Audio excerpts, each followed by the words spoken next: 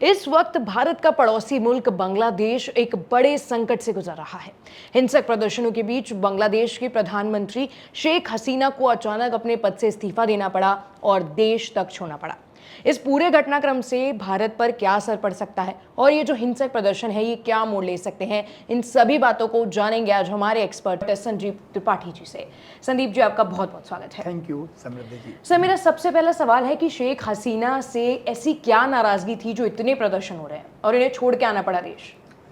देखिए, ये नाराज़गी इंटरनल है और एक्सटर्नल है जी। ये दोनों तरह की नाराज़गी है। पहले इंटरनल की बात किया जाए, इमीडिएट जो फैक्टर ये था कि रिजर्वेशन को लेकर के एंटी रिजर्वेशन मूवमेंट स्टार्ट हुआ, छात्रों का आंदोलन जिसे हम कहते हैं, और वो ये था, उसको भी हम क्लियर कर दें कि शेख हसीना गवर्नमेंट ने क्या किया कि जो 1971 में जो लिबरेशन हुआ, बांग्लादेश का सृजन होता है, तो उस समय लड़े हैं, तो उनके परिवारों को रिजर्व करना, गवर्नमेंट में उनको छूट देना, तो एक तरह से एक रिसेटमेंट था, एक तरह से असंतोष था, और वो 1 जुलाई से स्टार्ट होता है और 16 जुलाई तक थोड़ा ग्रेजुअली चलता है। इसके बाद 16 जुलाई से वो एक अपना आक्रामक रूप लेता है। जी। आक्रामक रूप तब लेता है जब कई छात्र मारे जाते हैं या पुलिस हिंसक हो जाता है, प्रदर्शन हिंसक हो जाता है, तो वो एक आक्रामक अपना स्वरूप लेता है।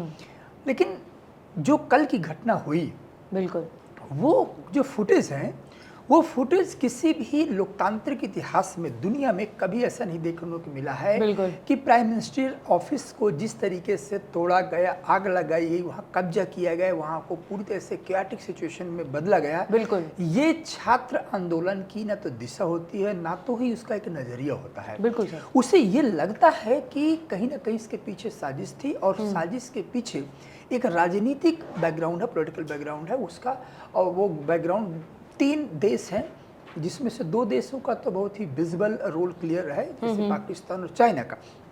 मैं आगे बताऊंगा कि चाइना किस प्रकार रोल रहा, पाकिस्तान का क्या फ्यूलिंग फैक्टर रहा है।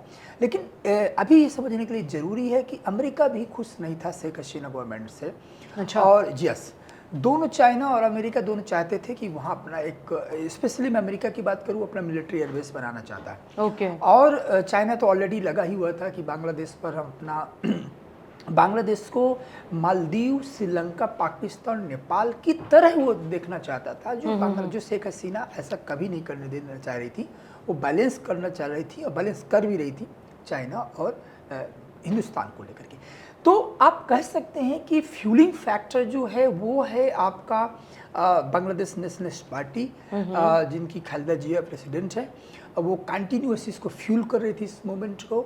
और इसके बाद मैंने आपको एक्सटर्नल, पाकिस्तान ये कभी नहीं चाहता था कि बांग्लादेश और भारत के संबंध मधुर रहें, और बांग्लादेश जिस तरीके से आर्थिक प्रगति में था, इकोनॉमिक रिफॉर्म्स वहाँ चल रहे थे, सोशल रिफॉर्म्स चल रहे थे, तो ये सब चीज़ें बांग्लादेश के पॉलिटिकल तासीर में नहीं था।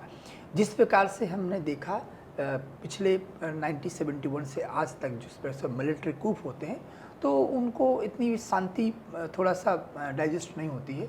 और मुझे लगता है यही रीज़न रहा कि सारे फैक्टर्स मिल करके और शेख हसीना जी को अपना देश छोड़ना पड़ा। फिलहाल वो भारत में है। बिल्कुल, इसी से जुड़ा मेरा सवाल है कि जो तख्ता पलट हुआ है, इसके बाद बांग्लादेश में क्या क्या बदलाव देखने को मिल सकते हैं? देखिए, इमीडिएट चेंज तो सबसे पहले पॉलिटिकल चेंज है, और पॉलिटिकल चेंज में वहाँ की आर्मी चीफ ने एड्रेस किया देश को, ये बोला कि आप अपने घरों में जाइए, और शेख हसीना जी यहाँ से देश छोड़ चुकी हैं, और उन्होंने इनविटेशन दिया विपक्ष की पार्टी को, जो बांग्लादेश नेशनलिस्ट पार्टी है। और मुझे लगता है कि फाइनली खालिदा जिया प्राइम मिनिस्टर बनेंगी। ओके।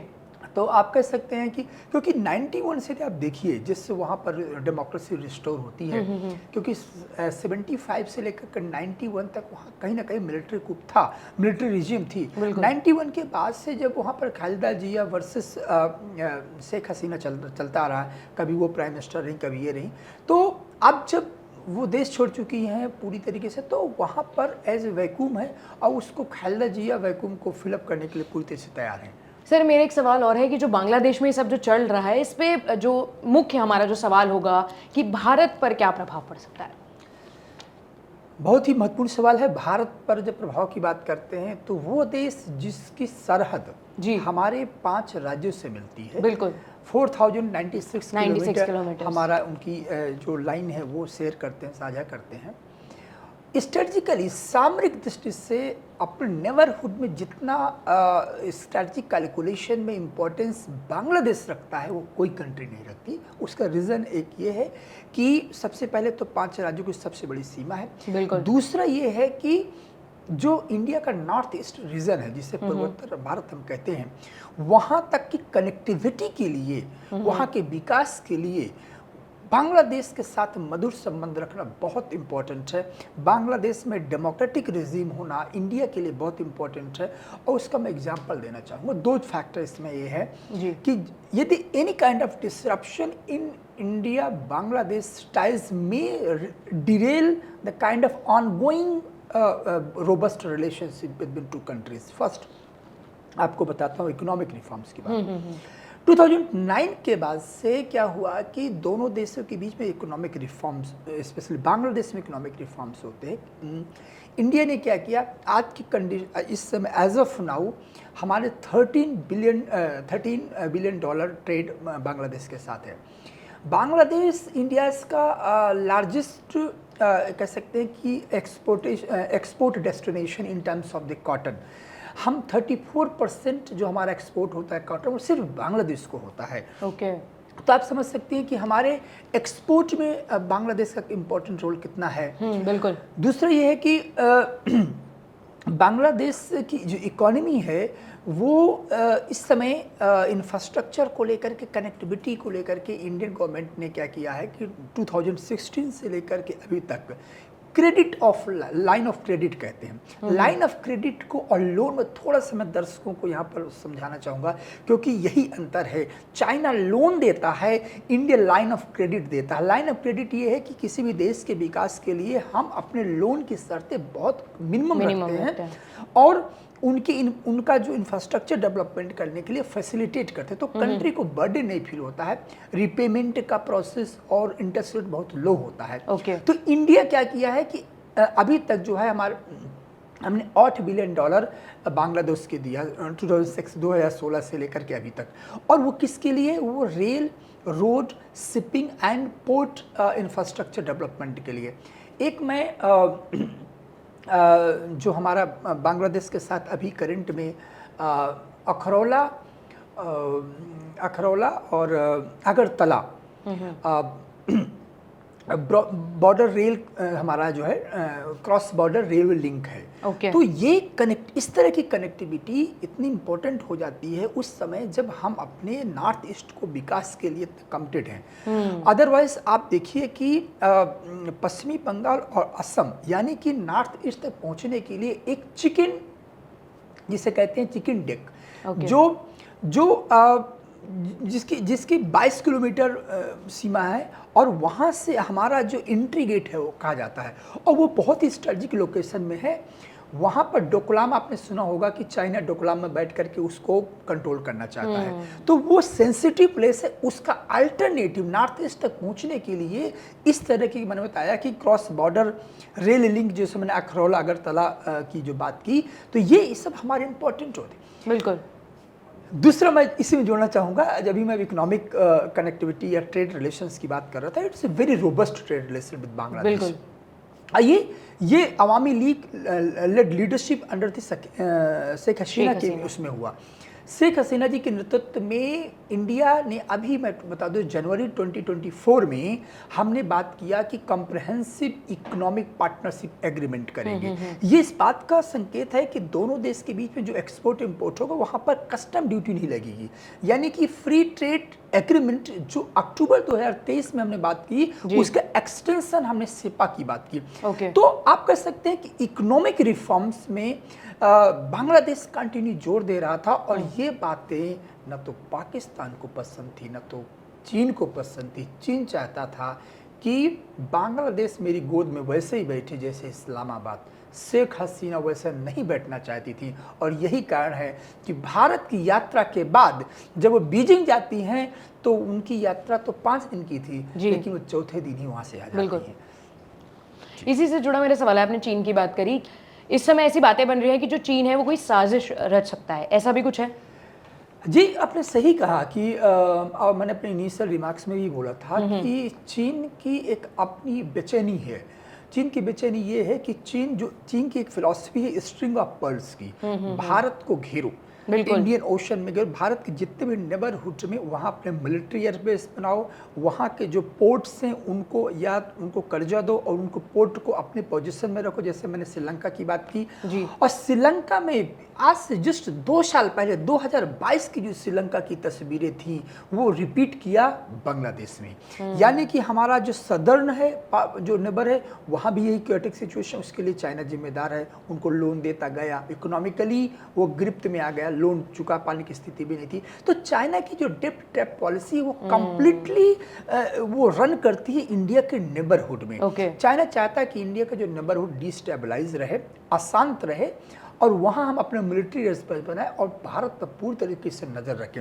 तो उसके इस फिलॉसफी में पाकिस्तान खरा उतरता है। ग्वादर पोर्ट मैंने हमेशा मैं जिक्र करता हूँ कि ग्वादर पोर्ट पे उसका कंट्रोल है।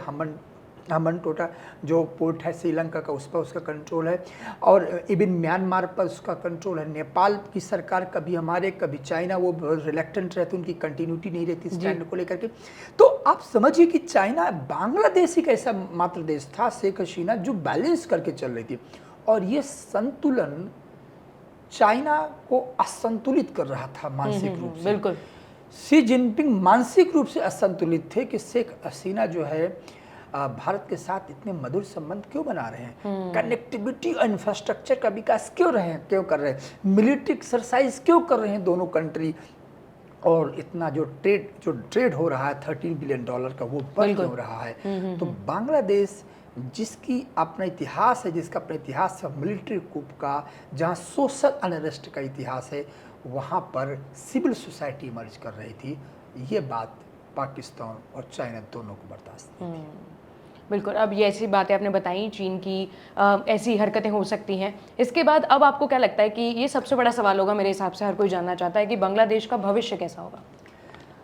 बांग्लादेश का भविष्य को यदि मैं शेख हसीना जी के जो उनके लड़के इस समय वाशिंगटन डीसी में बैठे हैं, उनका स्टेटमेंट बताता हूँ। वो स्टेटमेंट रिफ्लेक्ट करता है बांग्लादेश का भविष्य क्या होगा। उन्होंने कहा कि हमारी माँ ने बहुत कुछ अपने खून से इस देश को सींचा। दैट मीन्स कि रेडिकलाइजेशन से वो मॉडरेट बांग्लादेश को लाने में शेख हसीना जी का बड़ा रोल रहा है। बिल्कुल। और डेमोक्रेसी को रिस्टोर करने में, वहाँ का प्लूरल सोसाइटी को पूरा तरह से थ्राइव करने में, और इकोनॉमिक रिफॉर्म्स करने में। जी। तो बांग्लादेश एक कह सकते हैं मॉडरेट फिलॉसफी की ओर बढ़ रहा था। और आपको भी बता दूं कि एशिया में ये कहा जाता था कि जो बहुत ही पिछड़ा देश था वो एक मेन स्ट्रीम में आ रहा था। बिल्कुल। तो उनके जो बेटे, आज उन्होंने स्टेटमेंट दिया कि अब now it is going to grip under the radicalization. अब वो रेडिकलाइजेशन कंप्लीट होगा, क्योंकि जो विपक्ष की पार्टी है बीएनपी, बांग्लादेश नेशनलिस्ट पार्टी, खालिदा जी इसके नेता हैं, उनका पहले से इतिहास रहा है pro China and pro Pakistan. तो अब बांग्लादेश को यदि देखना होगा तो आप ये देखेंगे कि वहाँ पाकिस्तान बैठा है, और जहाँ पाकिस्तान बैठाएगा तो फिर आपको मालूम है कि उसकी तासीर क्या होगी। बिल्कुल। आपने सर इस मुद्दे से जुड़ी कई अहम बातें बताई हैं जो शायद हमारे व्यूअर्स को नहीं पता होंगी। आपका बहुत बहुत धन्यवाद। Thank you so much. ऐसी और जानकारी के लिए और देश और दुनिया की तमाम खबरों के लिए देखते रहें India.com।